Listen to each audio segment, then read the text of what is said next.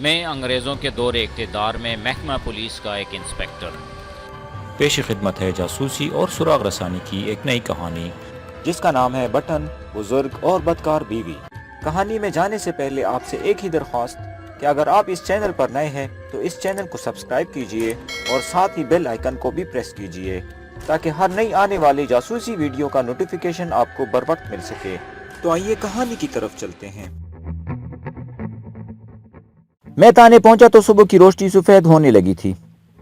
میں 2 بجے کا جاگا ہوا مغز مار رہا تھا اور کچھ آرام کی ضرورت تھی، لیکن میں نے آرام کی بالکل نہ سوچی اور پکا ارادہ کر لیا کہ کسی نتیجے پر پہنچ کر دم لوں گا۔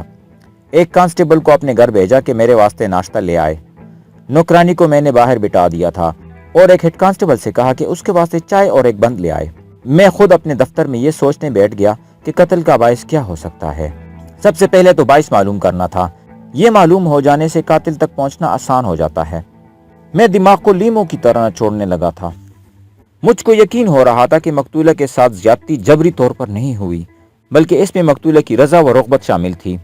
یہ بھی پہلے تحریر کر چکا ہوں کہ زبردستی کے کوئی آثار نظر نہیں آتے تھے۔ مقتولہ کو کمر سے نیچے برہنہ نہیں کیا گیا تھا، بلکہ وہ خود برہنہ ہوئی تھی۔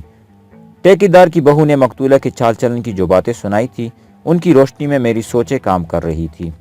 سوچنے والی بات یہ تھی کہ ملزم باہر سے آیا تو اس کے واسطے دروازہ کس نے کھولا تھا؟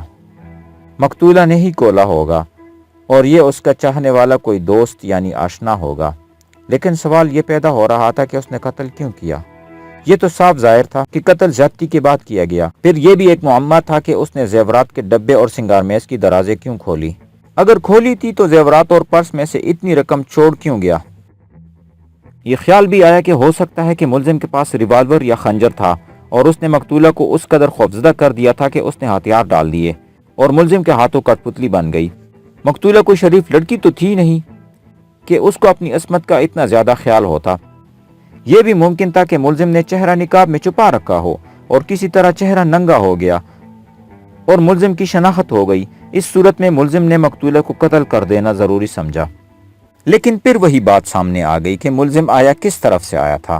اگر وہ بیٹک کے دروازے سے آیا تھا تو دروازہ مقتولہ نے ہی کھولا ہوگا، وہ اس کی منتظر ہوگی۔ اس صورت میں یہ ملزم کوئی غیر یا ایسا شخص نہیں تھا جس کو مقتولہ نہیں جانتی تھی۔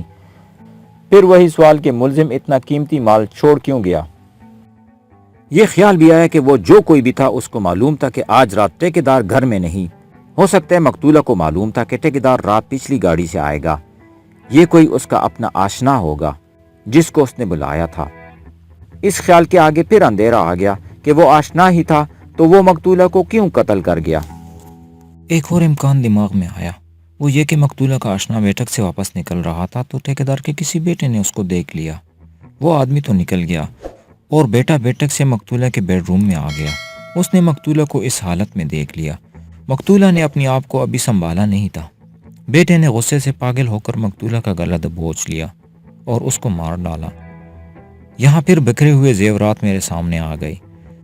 اگر بیٹا ہی قاتل تھا تو اس نے سنگار میز کی درازیں کیوں کھولی اور زیورات بکھرے کیوں؟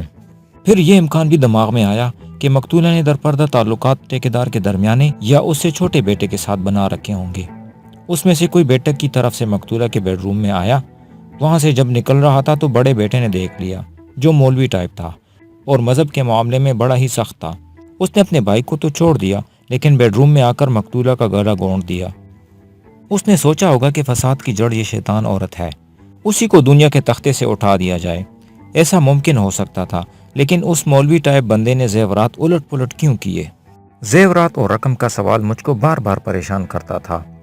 میں نے اس پر غور کیا تو یہ سوچ آئی کہ یہ حق ٹھیکیدار کو حاصل تھا کہ وہ مقتولہ کے زیورات اچھی طرح دیکھے اور اس کا پرس بھی کھول کر چیک کرے۔ اس سوچ سے مجھ کو یہ امکان نظر آیا کہ ٹھیکیدار ریل گاڑی سے اتر کر گھر آیا تو بیٹک کا دروازہ کھلا دیکھا، دبے پاؤں بیڈ روم تک گیا تو بیوی کو ایسے حالت میں دیکھا جیسے اس کے پاس کوئی اس کا دوست آشنا آیا تھا۔ ٹھیکیدار نے غصے میں آ کر اس کو پلنگ پر گرایا یا کھڑے کھڑے اس کا گلا گونٹ دیا اور پلنگ پر ڈال دیا۔ پھر ٹھیکیدار نے دیکھا ہوگا کہ مقتولہ نے اپنے زیورات کی کوئی چیز یا کچھ پیسے اپنے دوست کو دیے ہوں گے، ایسے ہی اس نے یہ ساری اشیاء کھول کر دیکھی ہوں گی۔ اس کے بعد اس نے اپنے بیٹوں کو بلا کر بتایا کہ مقتولہ کو کوئی قتل کر گیا ہے۔ میں امکانات پر غور کرتا رہا اور اس نتیجے پر پہنچا کہ یہ زبردستی والا معاملہ نہیں تھا، بات ساری آشنائی کی تھی اور کچھ گڑبڑ ہو گئی جس کے نتیجے میں مقتولہ قتل ہو گئی۔ ابھی تو میں نے اپنے مخبروں سے بھی رپورٹیں لینی تھی۔ مقتولہ کی سرگرمیاں بہرحال خفیہ اور پراسرار تھیں۔ میں نے نوکرانی کو اپنے پاس بلا کر بٹھا لیا۔ غریب عورت کچھ گھبرائی ہوئی تھی۔ اس کو تسلیاں دی اور حوصلہ افزائی کی، یہ بھی کہا کہ وہ کوئی بات چھپانے کی کوشش نہ کرے۔ بڑے لوگوں کے گناہ بڑے بڑے ہوتے ہیں اور اکثر ان کی سزا چھوٹے چھوٹے لوگوں کو ملتی ہے۔ میں نے اس کو یہ گسے پٹے لفظ بھی کہے کہ کسی کو پتہ نہیں لگنے دیا جائے گا کہ اس نے میرے ساتھ کیا باتیں کی ہے۔ میں نے اس سے ایک دو باتیں پوچھی، چھوٹے چھوٹے ایک دو سوال کیے اور کچھ باتیں اس نے از خود بتا دی۔ اس طرح جو معلومات حاصل ہوئی وہ یوں تھی کہ اس نوکرانی کو ٹھیکیدار نے کہا تھا کہ وہ نئی بیوی کا زیادہ خیال رکھا کرے اور زیادہ وقت اس کی خدمت میں لگایا کرے۔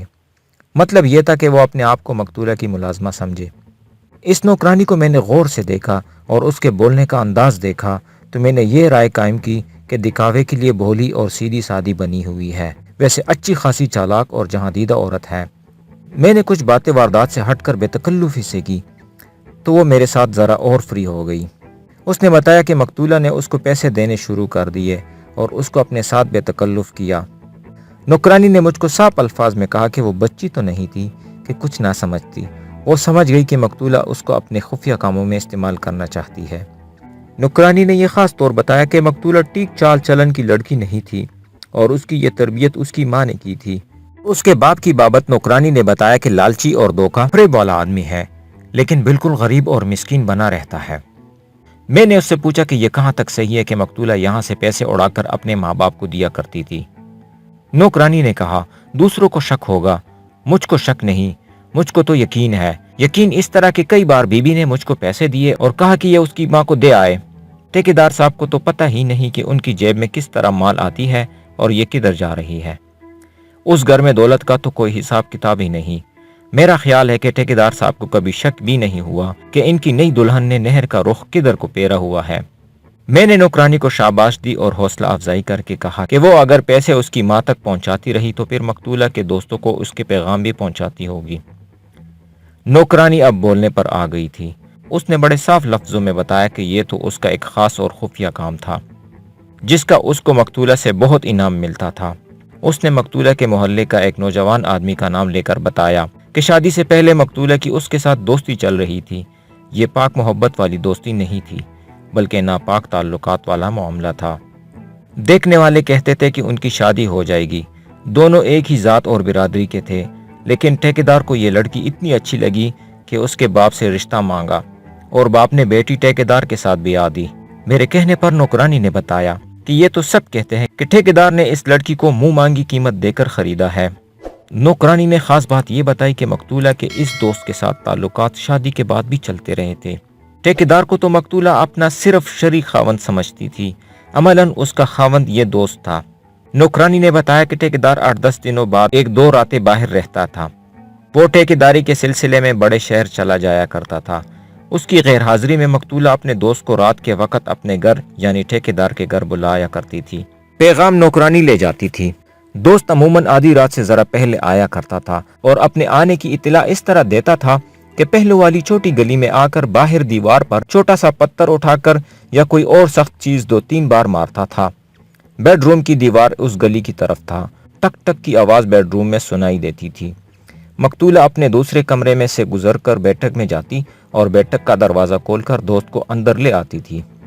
اس کو ایسا کوئی خطرہ نہیں ہوتا تھا کہ اندر سے کوئی بیڈ روم میں آ جائے گا۔ اس کے کمرے میں تو دن کے وقت بھی کوئی نہیں آتا تھا۔ ٹھیکیدار کی بہو نے کہا تھا کہ مقتولہ نے اپنی الگ تلگ ایک زندگی بنا رکھی تھی۔ پھر مقتولہ کی اس دوست کی شادی ہو گئی۔ شادی کے بعد بھی مقتولہ اس کو بلاتی رہی اور وہ آتا رہا، لیکن ایک روز دوست نے اچانک مقتولہ کے ساتھ یہ تعلق توڑ دیا۔ یہ 6-7 مہینے پہلے کا واقعہ ہے۔ مقتولہ نے نوکرانی کو کہا کہ وہ اس کے دوست کو کہے کہ آج رات آ جائے۔ نوکرانی دوست سے ملی اور پیغام دیا۔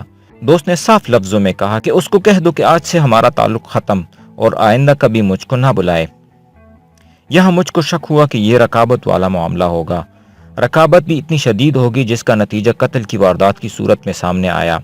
میں نے نوکرانی سے پوچھا کہ اس دوست کے علاوہ مقتولہ کا کوئی اور دوست ہوگا۔ नौकरानी ने कहा कि मकतूला का चाल चलन कुछ ऐसा ही था, लेकिन वो उसके किसी और दोस्त को नहीं जानती थी। तो ये था आज का एपिसोड। उम्मीद है आपको पसंद आया होगा। कमेंट्स में अपनी राय का इजहार ज़रूर कीजिए। इसके साथ साथ इस चैनल को सब्सक्राइब कीजिए और बेल आइकन को भी प्रेस कीजिए ताकि हमारा साथ बरकरार रह सके।